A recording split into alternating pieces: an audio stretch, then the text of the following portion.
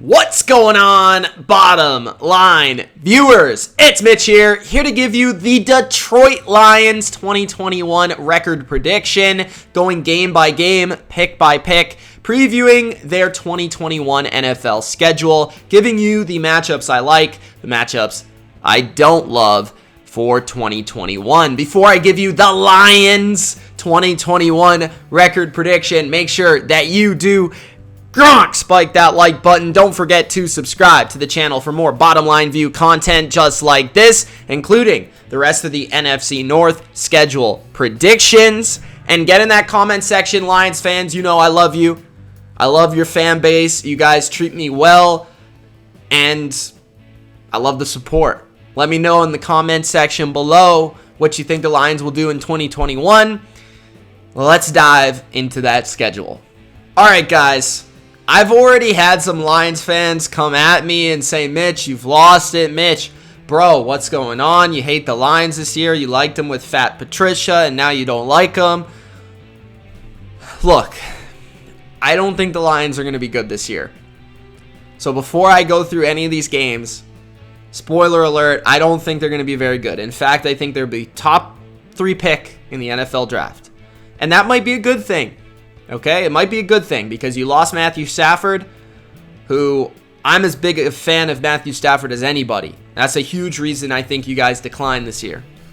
But that's not to say that I think you haven't made positive strides to get back where you want to be.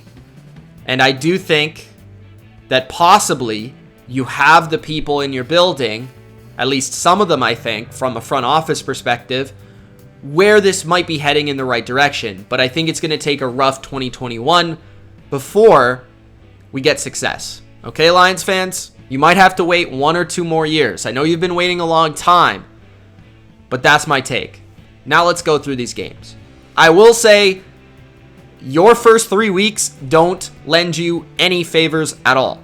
You legitimately play 3 of the top 10, top 7 teams in the NFL. Like, you play the Niners, the Packers, and the Ravens 3 weeks in a row, which is just brutal because you have a new quarterback, you have a new offensive line, you have a new defense. I mean, a lot of new players, a lot of new coaches. So it's going to be rough to start off. I have you losing all 3 games. Simple. You never really beat the Packers, although you always seem to compete with them. The Ravens, they're just going to be tough, and the Niners are going to be tough. They're both elite teams. They both got great running games, which you struggled to stop last year. I think you'll get better in that area. But they're just great coaches, great rosters, just tough matchups. Now, I think you get your first win in Week 4. I think you beat the Bears.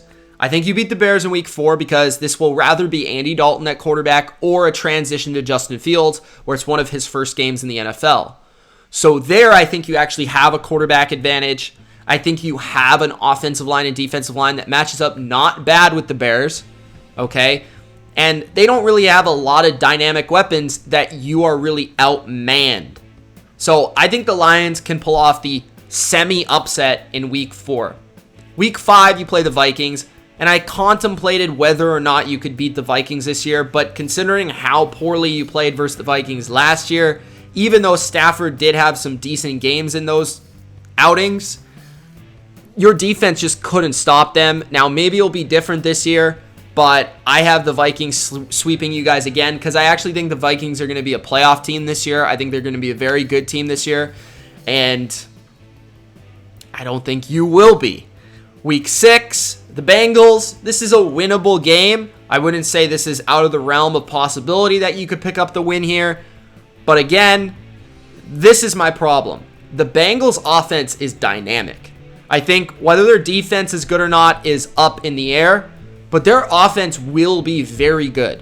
They have a young, bright, shining star at quarterback. They have 3 legitimate number 1 type of receivers. And they have a really good running back. And that's just going to be tough to handle. So I think the Bengals win this game. I wouldn't be shocked if the Lions won, but I have the Bengals. Now, Week 7, this one's going to be rough, guys. You're going to see Matthew Stafford. He's going to be winning in LA. Now, hopefully, you guys still cheer on Matthew Stafford, as I think you should, with the Rams. And I think he has a great performance here in his new home stadium versus his former team. Not as a revenge game, but just as a big performance. And I think at this point in the season, some of you guys will be cheering on the Rams, I think. But I have the Rams. Week 8, I have the Eagles, all right? The Eagles, another game just like the Bengals. I think the Eagles, the Bengals, the Lions, all in the bottom tier of the NFL. But I have the Eagles here because I think they overall have a better pass rush and they have a better offensive line and they have a quarterback who his style is tough to handle. I think Devontae Smith's going to be a great player. Now, this might be a Darius Slay revenge game. I don't know. And again, this is a winnable game. But I think the Eagles' foundation is just stronger. You might have the coaching advantage here, which is rare. But we'll see how it goes down. Bye week. Then you play the Steelers. I have the Steelers winning. I will say, if there is an upset on this schedule, it could be the Steelers, because the Steelers typically lose to one really bad team every year, and that could be you guys. I'm going to be honest. It could, because the Steelers just traditionally lose to bad teams every year. Week 11, I got the Browns. I'm sorry. Week 12, I have the Bears. I'm sorry. But I will say, Week 14, I got you pulling off the upset in Denver to get to 2 wins. I think this is the thing. I think the Lions will be a hard fight team. Every week, you're going to be hard fought. You're going to go down the wire in a lot of these games. I just don't think this year, as I fill out the rest of the schedule, you have the playmakers, the quarterback to win this year. Okay, I think you need receivers. I think you need a quarterback. I'm not a fan of Jared Goff at all. I think you need corners. You need safeties. You need pass rushers. You just don't have enough playmakers on your roster. You have nice pieces, especially on the offensive and defensive lines, where you'll be competitive, but those playmakers need to be in place to pull off these wins. And that's the perspective I'm coming from here.